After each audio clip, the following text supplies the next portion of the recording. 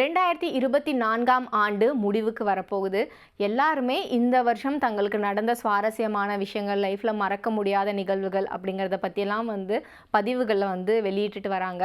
அந்த வகையில அமெரிக்க முன்னாள் அதிபரான பராக் ஒபாமா தன்னோட வாழ்க்கையில இந்த 2024ஆம் ஆண்டுல என்னென்ன விஷயங்கள் நடந்தது அப்படிங்கிறது எல்லாத்தையுமே பட்டியலா வெளியிட்டுட்டு வராரு. அதாவது இந்த வருஷம் நான் என்னென்ன பாடல்கள் எனக்கு பிடிச்சிருந்தது, என்னென்ன புத்தகங்கள் நான் படிச்சேன், அந்த மாதிரி அந்த பட்டியல்கள்ல இடம்பெற்றிருக்கு.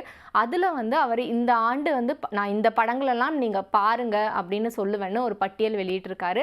அந்த பட்டியலில் இந்தியாவை சேர்ந்த ஒரு படத்துக்கு அவர் முதல் இடத்தை கொடுத்துருக்காரு. அந்த படம் என்ன அப்படின்னு பார்த்தோம்னா All We Imagine as Light அப்படிங்கிற படத்தை தான் அவர் பரிந்துரைச்சிருக்காரு. இந்த படத்தை பொறுத்த வரைக்கும் பார்த்தோம் அப்படின்னா பாயல் கபாடியா அவர்கள் இந்த படத்தை இயக்கியிருக்காரு.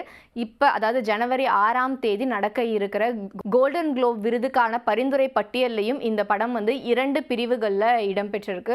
ஒரு பிரிவு அப்படின்னு பார்த்தோம்னா சிறந்த இயக்குனர் அப்படிங்கிற பிரிவு, இன்னொரு பிரிவு பார்த்தோம் அப்படின்னா சிறந்த சர்வதேச திரைப்படம் அப்படின்னு 2 பிரிவுகளில் இந்த படம் பரிந்துரைக்கப்பட்டிருக்கு. அப்படிப்பட்ட படத்தை தான் கண்டிப்பாக இந்த வருஷம் பார்க்க வேண்டிய படம் அப்படிங்கிற பட்டியலில் பராக் ஒபாமா குறிப்பிட்டு பேசியிருக்காரு.